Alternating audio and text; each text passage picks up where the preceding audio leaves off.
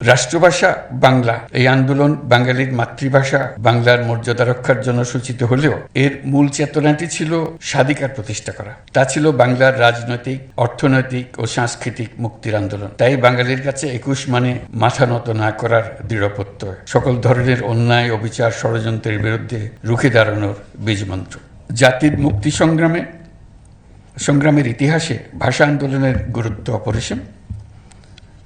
এই আন্দোলনের মধ্য দিয়ে একটা অসাম্প্রদায়িক, গণতান্ত্রিক, ভাষাভিত্তিক জাতিসত্তা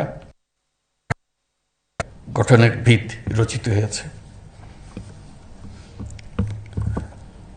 রাষ্ট্রভাষা বাংলা এই আন্দোলন বাঙালির মাতৃভাষা বাংলার মর্যাদা রক্ষার জন্য সূচিত হলেও এর মূল চেতনাটি ছিল স্বাধিকার প্রতিষ্ঠা করা।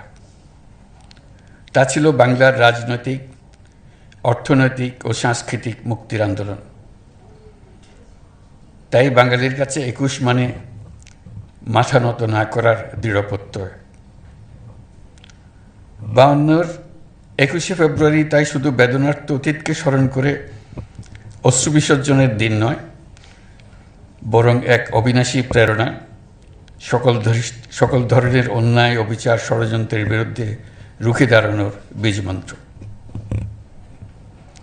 বাংলাকে রাষ্ট্রভাষার স্বীকৃতি এনে দিতে আমাদের আত্মত্যাগ করতে হয়েছে অনেক।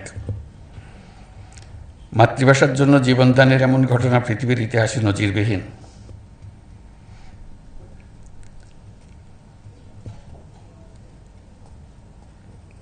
আমরা এই স্বীকৃতি জাতি ধর্ম নির্বিশেষে সকল জাতিগোষ্ঠীর মধ্যে মাতৃভাষার চেতনা ও মর্যাদা রক্ষার প্রেরণা ও চেতনার সাথে প্রাতিষ্ঠানিকতার সূত্রে ২০০১ সালের ১৫ই মার্চ ঢাকায় আন্তর্জাতিক মাতৃভাষা ইনস্টিটিউটের ভিত্তিপ্রস্তর স্থাপিত হয়। বিশ্বের সকল মাতৃভাষার সংরক্ষণ, উন্নয়ন, গবেষণার ইতিবৃত্তকে লক্ষ্য করে আন্তর্জাতিক মাতৃভাষা ইনস্টিটিউট তার যাত্রা শুরু করে। মাতৃভাষা যে কোনো নৃগোষ্ঠীর ইতিহাস, অর্থনীতি ও সংস্কৃতির বাহক। মাতৃভাষার সঙ্গে সকল মানুষের আত্মার সম্পর্ক। মাতৃভাষার পর মানুষ যত ভাষায় আত্মস্থ করুক, সেসব নতুন ভাষায় যতই পারদর্শিতা অর্জন করুক না কেন, মাতৃভাষাকে তার হৃদয়ের গভীরতা থেকে সরাতে পারে না।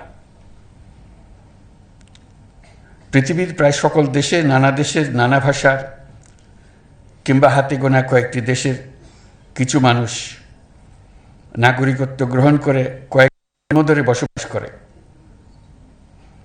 নতুন দেশের ভাষা তাদের দৈনন্দিন জীবনে ২৪ ঘন্টার ভাষায় পরিণত হয়ে যায়। তবু সেই ভাষা মাতৃভাষায় পরিণত হয় না। তারা নিজেদের মধ্যে একত্র হলেই উৎসাহ সহকারে নিজেদের মূল ভাষায় ফিরে যায়।